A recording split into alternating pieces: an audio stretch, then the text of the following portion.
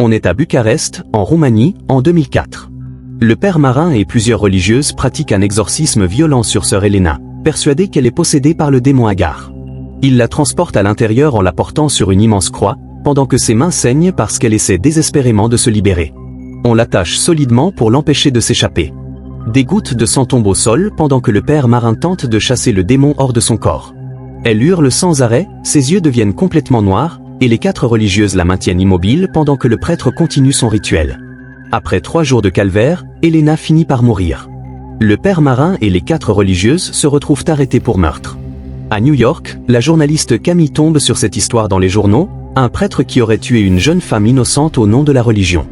Elle demande à son rédacteur en chef la permission d'enquêter, d'interviewer les gens impliqués.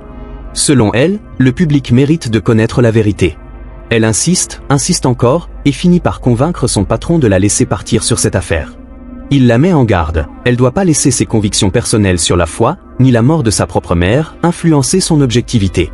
Il ajoute quand même, presque comme un compliment, qu'elle a hérité de la même détermination que sa mère. Camille prend l'avion, se rend directement à la prison où est détenu le père Marin. Elle commence son enquête en l'interviewant sur place. Elle lui demande pourquoi Elena aurait été possédée. Il explique qu'elle s'était confiée à lui, elle s'était donnée à un garçon en Allemagne, et se sentait profondément coupable après ça. Camille lui fait remarquer qu'ils l'ont littéralement crucifiée. Il répond, presque détaché, qu'il devait absolument la mettre sur une croix. Il explique qu'ils l'ont amenée à l'église parce qu'elle devenait de plus en plus violente, et qu'ils avaient besoin de la rapprocher de Dieu. Ils ont continué, encore et encore, jusqu'à ce qu'elle finisse par révéler le nom du démon, Agar. Le père Marin explique que ce démon était particulièrement puissant, justement parce qu'il prononçait lui-même le nom de Dieu. Il raconte qu'il sentait le démon céder, pendant qu'il l'aspergeait d'eau bénite, jusqu'à ce que l'évêque Voicu débarque et leur ordonne d'arrêter tout de suite, d'appeler une ambulance. Selon le père Marin, il aurait pu sauver Elena. C'est justement l'intervention de l'évêque qui a interrompu le rituel avant sa complétion, et c'est ça qui l'a tué. Camille tente de s'en aller, mais le père Marin lui glisse que Dieu lui a dit qu'elle était là pour l'aider. Aux funérailles d'Elena, Camille rencontre sœur Anna, une proche amie de la jeune religieuse défunte. Elle insiste, cette jeune femme n'a pas été assassinée. Elle refuse de parler davantage à une journaliste, encore trop bouleversée par le deuil, pas prête à livrer un vrai témoignage. La seule chose qu'elle accepte de confirmer, c'est ça, elle n'a pas été tuée. Camille suit un passage secret qui mène à la chambre souterraine où l'exorcisme a eu lieu. Elle observe le lieu où le corps a été retrouvé, pendant que les bougies s'éteignent d'un coup, que le bois craque et qu'elle entend des chuchotements. Elle descend encore plus bas, découvre des traces de sang. Elle parvient à prendre quelques photos discrètement, avant de tomber nez à nez avec l'évêque Voicu, qui lui ordonne aussitôt de partir. Camille insiste, dit qu'elle veut juste des réponses, mais il la raccompagne fermement vers la sortie. Elle rencontre ensuite le père Anton, un prêtre local. Elle lui demande si c'est vraiment le père Marin qui a tué cette femme. Il répond que ce serait injuste de l'accuser sans preuve solide. Camille retourne à son hôtel, et le lendemain, va voir l'évêque Voicu, qui lui explique qu'Elena souffrait en réalité d'une maladie mentale, elle n'était pas possédée du tout. Il laisse clairement entendre que le père Marin était un prêtre incontrôlable, qui pratiquait des exorcismes de manière excessive, presque compulsive. Camille remonte dans sa voiture, appelle son rédacteur en chef, lui raconte sa rencontre avec l'évêque. Elle lui explique la vraie nature du père Marin, et que c'était clairement pas la première fois qu'il pratiquait un exorcisme sur quelqu'un qui en avait absolument pas besoin. Son patron comprend qu'ils ont affaire à un vrai fou, et lui dit de creuser autant qu'elle peut sur cette affaire. Elle croise ensuite, de manière étrange, un jeune garçon rome muet, Tavi. Camille retourne voir le père Anton. Ils discutent tous les deux autour d'un thé. Anton avance une théorie. Le démon aurait laissé Elena mourir parce qu'il n'avait plus besoin d'elle, il pouvait transférer sa présence maléfique dans quelqu'un d'autre pour recommencer une nouvelle possession. Il explique que ce phénomène s'appelle la transférence, et que ça peut se produire par simple contact physique avec la personne possédée, mais le plus souvent, le démon cible une âme fragile. Il se lève, va chercher un livre sur son étagère, le tend à Camille, lui dit qu'il pourrait contenir des informations utiles sur les démons pour son enquête. Ils discutent un peu du livre ensemble, puis Camille repart. De retour dans sa chambre d'hôtel, elle examine les photos qu'elle a prises, un verre de vin à la main. En regardant les clichés, elle commence à remarquer des détails étranges sur les images. Elle prend une nouvelle gorgée de vin et découvre un insecte mort flottant dans son verre. Elle vide le tout dans l'évier, se resserre directement à la bouteille et se remet au travail. Elle fait des recherches sur le démon Agar, celui au cœur de toute cette affaire. Pendant qu'elle observe une image du démon sur son ordinateur, l'écran se met soudain à dysfonctionner, émet des bruits étranges. Elle continue de fixer l'écran, essayant de comprendre ce qui se passe, et voit, l'espace d'un instant, un squelette apparaître dans les distorsions, avant que tout redevienne normal. Un peu effrayée, elle boit encore une gorgée de vin et découvre cette fois 2 insectes morts flottant dedans. Petit détail qui va prendre tout son sens plus tard. Camille commence à faire des cauchemars terribles et à avoir des visions étranges, même éveillée. Camille retourne voir sœur Anna pour lui poser d'autres questions. Encore une fois, celle-ci lui répète que c'est bien le démon qui a tué Elena. Anna, le père Anton et Camille discutent tous les 3 du père Gabriel. Quand elle demande qui il était, le père Anton explique qu'il s'agissait d'un prêtre très proche d'Elena. Un flashback montre sœur Anna rencontrant Elena pour la première fois. Anna raconte à Camille le suicide présumé du père Gabriel, ce mentor très proche qui s'était jeté, sans prévenir, du clocher du monastère. Un événement qui aurait déclenché toute la transformation d'Elena. Après ça, Camille rappelle son rédacteur en chef, lui fait le point complet sur tout ce qu'elle a découvert jusque-là. Elle retourne voir le père Anton, cette fois pour dîner ensemble au restaurant, en discutant de toute cette affaire. Il lui demande si tout ça est important pour elle uniquement par curiosité personnelle, ou si c'est vraiment juste du travail. Elle lui raconte alors comment elle a perdu la foi le jour où sa mère, en phase terminale, a choisi d'abandonner tout traitement médical, préférant faire confiance à Dieu, et qu'elle en est morte peu après. Anton la met en garde, elle représente une cible particulièrement facile pour le démon. Sur le chemin du retour vers l'hôtel, Camille croise à nouveau, de façon tout aussi étrange, le jeune Tavi. Elle rentre dans sa chambre, s'endort. Pendant son sommeil, elle rêve d'un moment d'intimité avec le père Anton, signe évident qu'elle commence à développer des sentiments pour lui. Mais ce fantasme vire brusquement au cauchemar, elle se réveille en sursaut, réveillée par un bruit fort venant de sa porte. Les coups continuent encore et encore, et elle décide d'aller voir ce qui se passe. Elle voit la porte s'ouvrir et se refermer toute seule, encore et encore. Elle s'approche prudemment pour comprendre ce phénomène étrange. Au moment où elle arrive tout près, l'image terrifiante d'Elena surgit devant la porte, hurlant, essayant désespérément d'entrer. Camille, totalement paniquée, parvient malgré tout à refermer la porte pour la bloquer dehors. Elle pense s'en être débarrassée, mais en se retournant, elle découvre Elena juste derrière elle et se met à hurler de terreur. Puis la lampe s'allume et là, plus personne. Elle est complètement seule devant la porte. Complètement déboussolée et terrifiée par ce qui vient de se passer, elle décide d'appeler son rédacteur en chef. Elle essaie de lui raconter, mais bégaye sans arrêt, incapable même de dire si ce qu'elle vient de vivre était réel ou juste un cauchemar. Elle sent bien qu'il la croira pas vraiment, alors elle lui dit simplement qu'elle a besoin de dormir, vu qu'il est 3 heures du matin. Il lui répond qu'elle a l'air épuisée, qu'elle devrait se reposer, qu'ils reparleront le matin. Elle reste malgré tout très anxieuse, sans savoir comment gérer ce qu'elle vient de traverser.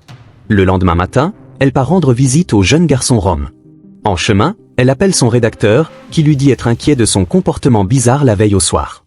Il lui offre même une porte de sortie, lui dit que cette histoire est pas si essentielle si ça l'affecte à ce point, elle peut abandonner l'enquête et rentrer. Elle refuse quand même, insiste qu'elle va bien, qu'elle continue. Elle lui explique qu'elle va voir le jeune garçon parce qu'il pourrait détenir des informations utiles pour l'affaire. Elle gare sa voiture devant un vieux bâtiment abandonné. Depuis sa voiture, elle aperçoit Tavi debout à une fenêtre, en train de la fixer directement. Elle hésite, se demande si elle doit entrer discuter avec lui ou rester dans la voiture. Pendant qu'elle réfléchit, un chien saute soudainement contre la vitre, aboie violemment. Camille, prise de panique, respire fort, démarre immédiatement sa voiture et s'enfuit le plus vite possible. Elle retourne alors voir sœur Anna, et cette nouvelle visite révèle qu'Elena était tombée amoureuse d'un homme qui l'avait éloignée de l'église, mais leur relation s'était terminée brutalement, sans crier gare. Sa supplication de pardon divin aurait alors invité littéralement le diable en elle. Sœur Anna décrit précisément comment s'était déroulé l'exorcisme d'Elena. Camille retourne ensuite à son hôtel, prend un bain chaud, tout en écoutant les enregistrements réalisés pendant son enquête. En écoutant, elle entend soudain une voix déformée, forte, et toutes les lumières s'éteignent d'un coup, la laissant plonger dans le noir complet. Elle sort de la baignoire, s'enroule dans une serviette, sort de la salle de bain. Elle remarque que la fenêtre est ouverte, que le vent fait voler les pages du livre offert par le père Anton. Elle entend des murmures, aperçoit une ombre se déplacer dans les rideaux de la fenêtre. Les chuchotements deviennent de plus en plus forts à mesure qu'elle s'approche. Elle tire brusquement les rideaux, rien du tout derrière. Mais la fenêtre se referme violemment toute seule, ce qui la fait sursauter de peur. Elle entend alors un coup fort à la porte, et toutes les lumières se rallument d'un coup. Elle ouvre, découvre le père Anton. Il lui apporte une bouteille de vin, en guise d'excuse pour la façon dont il l'avait laissé la veille. Il s'apprête à repartir, mais Camille lui demande de rester, lui dit d'ouvrir la bouteille pendant qu'elle s'habille correctement.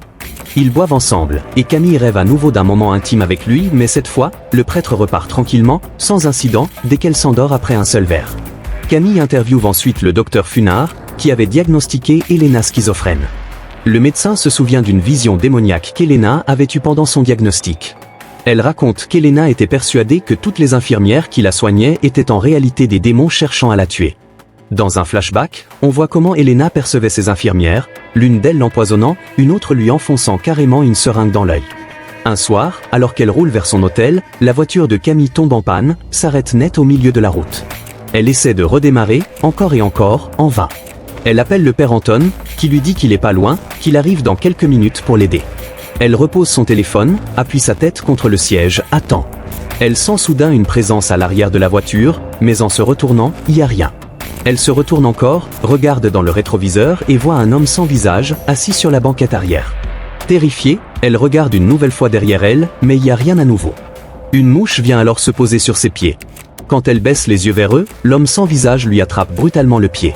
Elle sort immédiatement de la voiture, complètement paniquée, et se met à courir dans un champ à côté de la route, sans savoir où aller.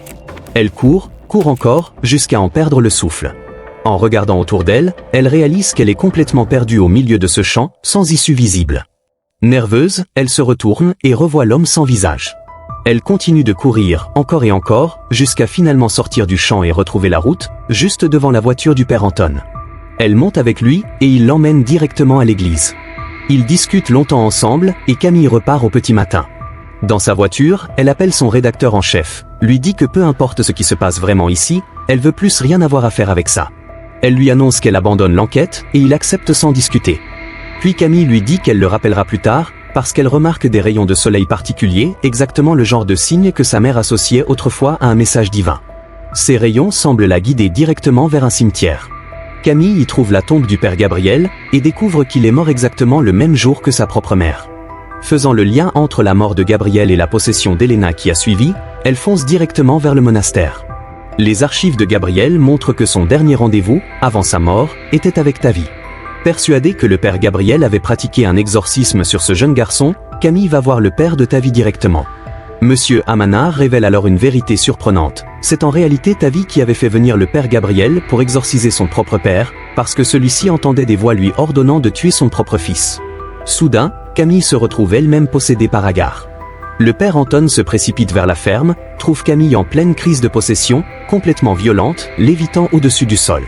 Pendant que Tavi et son père la maintiennent au sol, Anton pratique un exorcisme en urgence, la suppliant de retrouver la foi. Camille a alors une vision de sa propre mère, juste avant que le démon soit finalement expulsé de son corps. Camille retourne à New York. C'est ici que le film se termine. Les dernières pages du film nous apprennent que le père Marin et les religieuses ont été arrêtés et condamnés à 7 ans de prison pour le meurtre de sœur Elena, et qu'à sa sortie de prison, le père Marin a repris ses services d'exorcisme, exactement comme avant. Ce qui rend cette histoire particulièrement troublante, c'est cette manière dont le film refuse constamment de trancher clairement entre folie et véritable possession démoniaque. Camille arrive avec une méfiance totale envers la religion, portée par le deuil douloureux de sa mère, et le récit la pousse progressivement vers exactement la situation qu'elle refusait de croire possible au départ. Le vrai twist du film, c'est cette idée de transférence. Le démon se déplace pas au hasard, il cible spécifiquement les âmes les plus vulnérables émotionnellement, celles marquées par une perte, un doute profond, une blessure de foi non résolue. Camille devient donc une cible presque logique, presque prévisible, précisément à cause de son propre traumatisme personnel. Ce qui frappe le plus, c'est cette fin en apparence rassurante, mais profondément dérangeante. Le père Marin reprend tranquillement ses exorcismes après sa sortie de prison, comme si rien ne s'était vraiment passé, laissant planer un doute glaçant sur le prochain nom qui viendra remplacer celui d'Elena, ou celui de Camille, dans ce cycle sans fin.